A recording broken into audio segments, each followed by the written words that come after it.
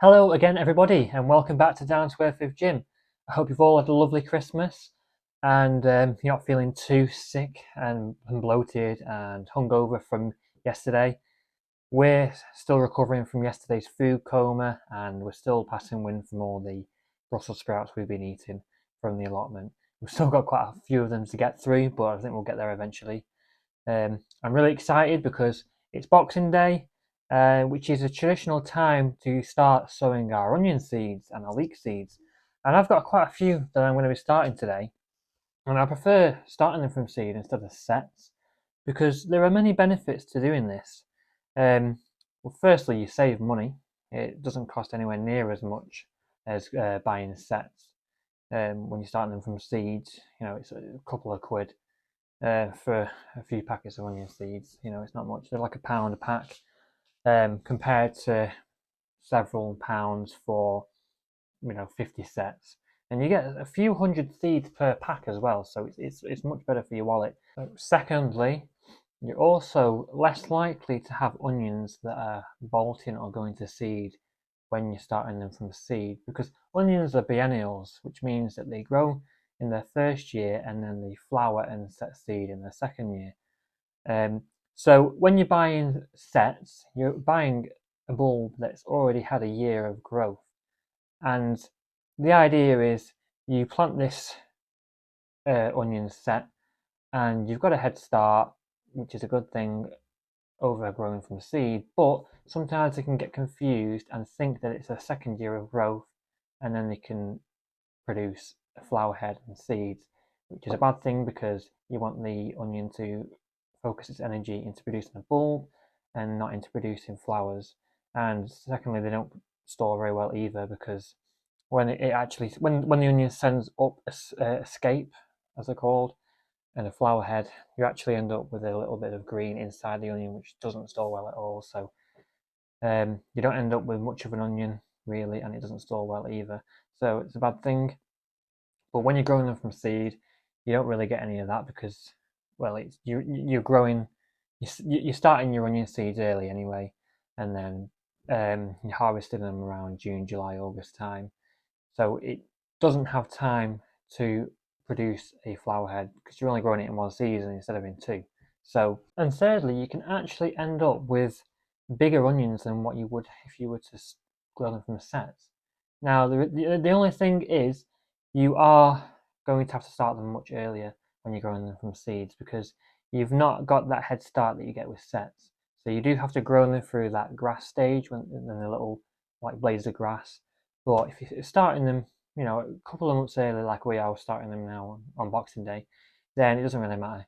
But it's definitely worth starting them early from seed. So I'm going to be sowing my onions indoors this year. I would have started them at the allotment in the greenhouse, but we've just had early this month about 10 days of below average temperatures. With temperatures were getting down to about -10 and everything completely froze up. So there's a good chance that it's probably going to be the same in January. So I want to start them off indoors this year and then probably move them out into the greenhouse around February time. When it starts to warm up a little bit. So I'm going to be starting them off in these trays. So I just fell then. In these trays, 3 of which I'm going to have on a heated propagator on the windowsill, just for when they're germinating, and then I'll turn it off just to speed up germination. And I'm going to be sowing a few into these bigger trays here as well. Now the varieties that I've got quite a few here actually. I've got the leeks, which are called a variety called Musselburgh. I've got a big pack of those. We really like our leeks. So that's a good variety. We've got a couple of packets left over from last year. One's called Golden Bear onion, and the other one's called Santero onions. So we've got quite a few of them left. We're gonna throw them in a tray and use them up. And then we've got a few more varieties here. We've got a couple of red varieties. One's called Magnate, which is an F1 variety, and then pardon me, Onion Mammoth Onion Mammoth Red. I grew this last year and I got some really nice onions from that, so we're going to be growing those. And then we've got a couple of white varieties. We've got Bedfordshire Champion and we've got Ailsa Craig. So I've tried to choose a few varieties here that will store well because my idea is to grow enough onions to last for about 12 months. Because onions will store for up to a year. What I want to do is I want to string them up and store them in my shed or in the kitchen over the winter. So I'm planning on planting around about 1,000 seeds. There's probably way over 1,000 seeds here, and I'll probably end up sowing most of them. So yeah, I'm going quite crazy with onions this year, but they are one of our craze.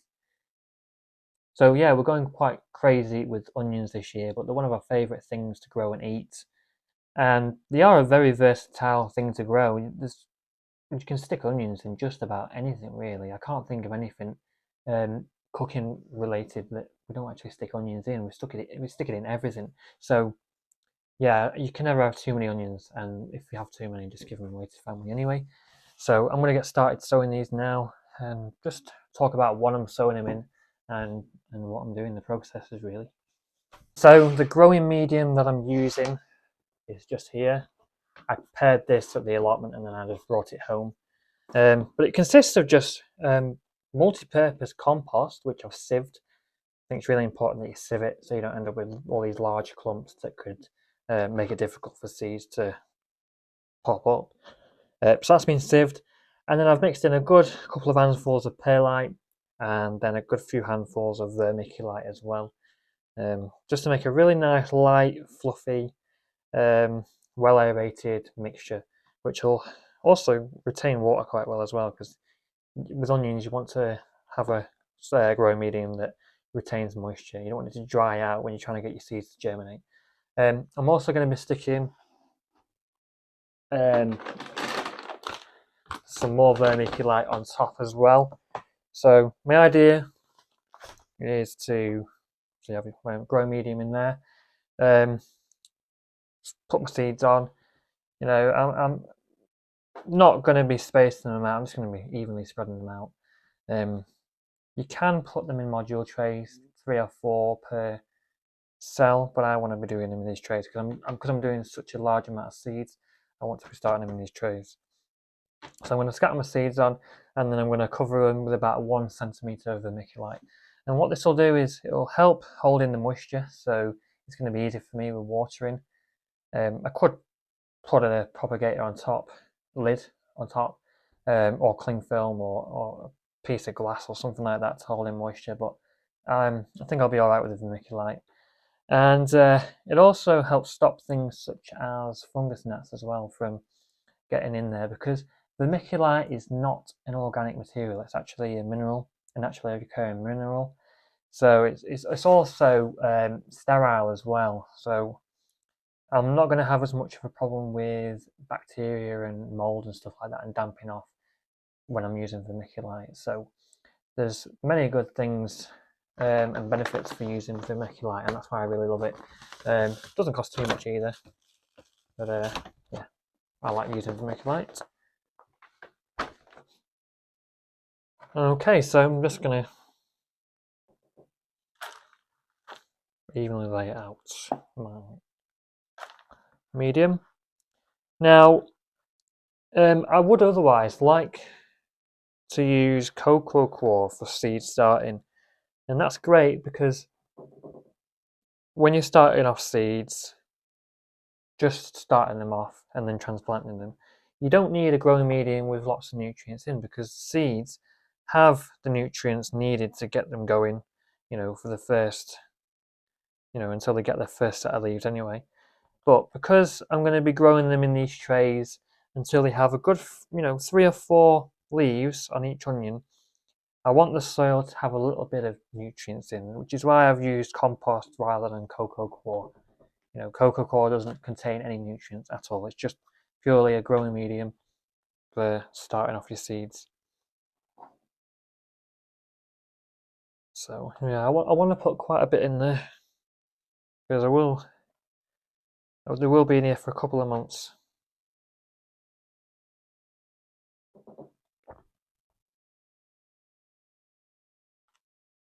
Another thing with the growing medium being so light, and fluffy as well, it's going to be much easier for them onion roots to get in there and spread the roots out. They're not going to be restricted or anything like that. And another thing with the vermiculite as well, it's really easy for the onion seedlings to push up through it as well. They're not going to have much preventing them. There's no big clumps of soil or anything like that. It's just they're just going to pop straight through it really easily.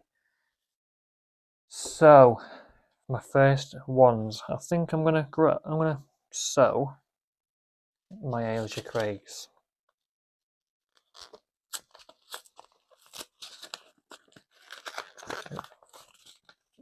Now there's 400 seeds in here,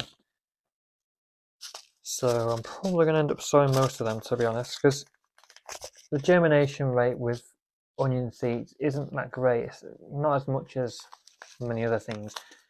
Out of these 400, if I were to plant all these, I'd probably only get about 300 germinate, and then I'll probably only get 100 to 200 of them actually become successful onion plants.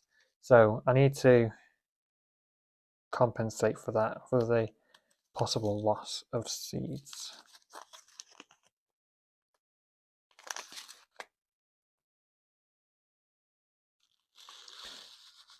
So onion seeds are really small.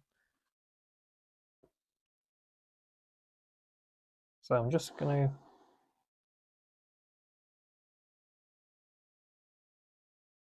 sort of pretend that I am doing in a module tray and sort of space them out a similar distance to what I would if I were doing it in a module tray. So probably about a centimetre or two apart.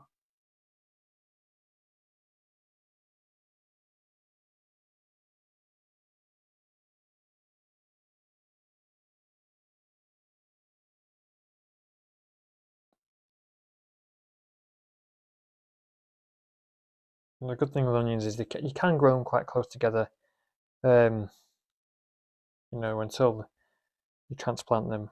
And when you pull them out of here to transplant them, you can easily tease their roots apart. The roots are quite fibrous, and you know, if you do end up ripping a few roots, it doesn't really matter anyway because they will recover.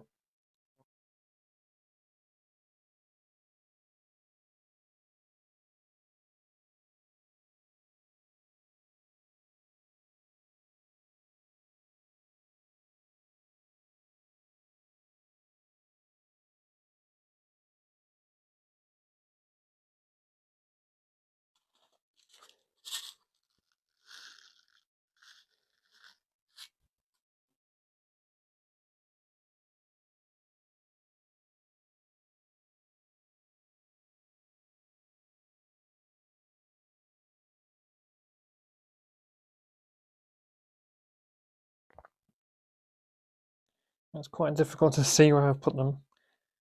They mean dark.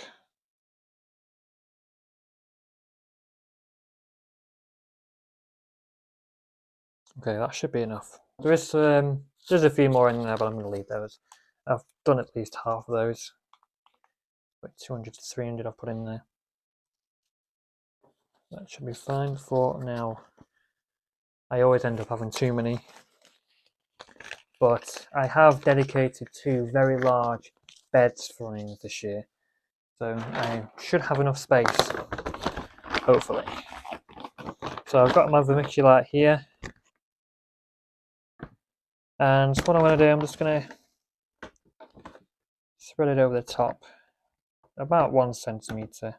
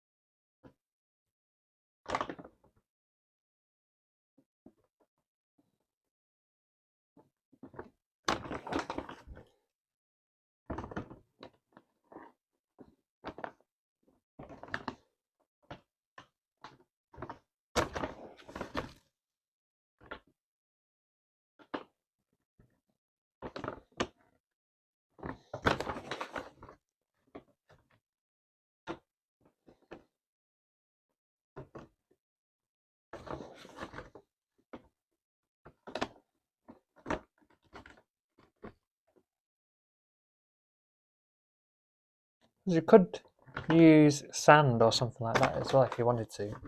Just put a layer of sand on top and then that'll do the same thing. Okay, we're about there now, I think. A little bit more.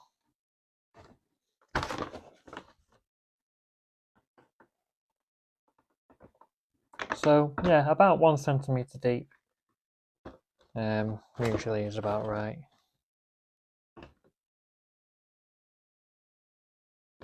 Yeah.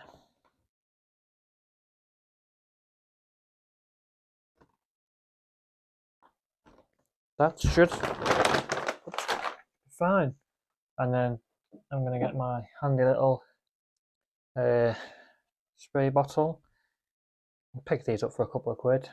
These are really good. You can just attach them to, well, this is a Coca-Cola bottle. Attach them to most Coke bottles and pop bottles. And I'll try and put the link in the description as well if I can find them. But they're really handy. I'm just going to spray the top like that.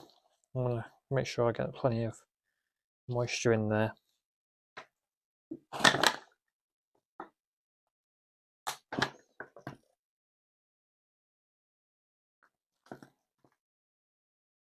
Yeah, it's really important that you do keep the soil and the medium moist, especially during germination, because think about it, if that onion seed starts to sprout and send out roots and then the soil gets too dry, that root is going to dry up and the plant is going to die. So you're going to end up with a really poor germination.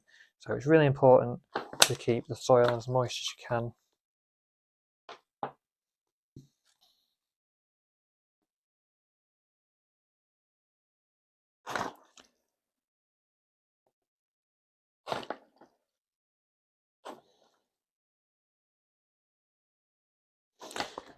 So for me, this is where the next growing season starts really. I'm going to be sowing all my peppers and chilies and stuff probably around January, February time. And then in March, I'll be starting tomatoes, and then that's where everything else starts getting off really, start growing everything else. So that's my first tray of onions. I've got a label over here. Where is it? There's a Craig there. So I know what they are. Okay, I'm going to do the rest of these now. So I'll speed it up.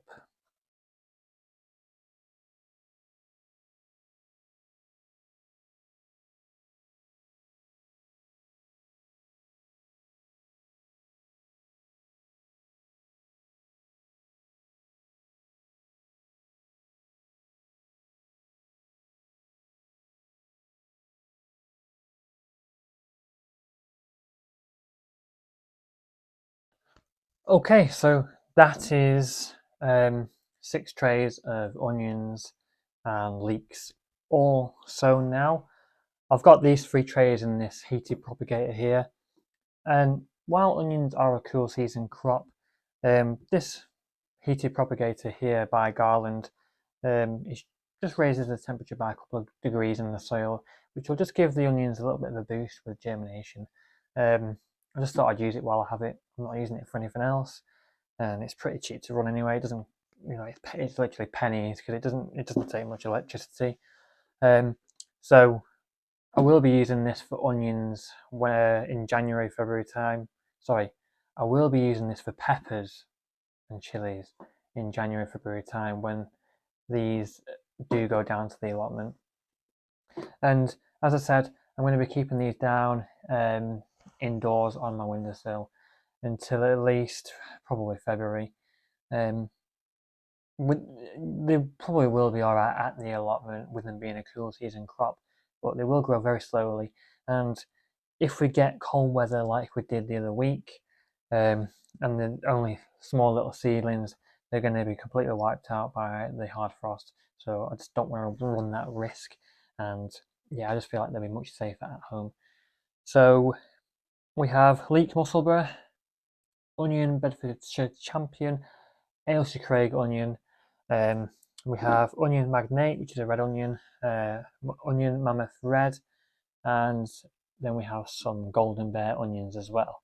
I didn't manage to do the Santero onions because I had quite enough onions here already. Probably got about 1,000 or so here, but I should have enough space. I've got two very big beds for onions, and then I've got another very big bed for leeks, so should be enough. So thank you for watching my video on sowing my onions and leeks on Boxing Day.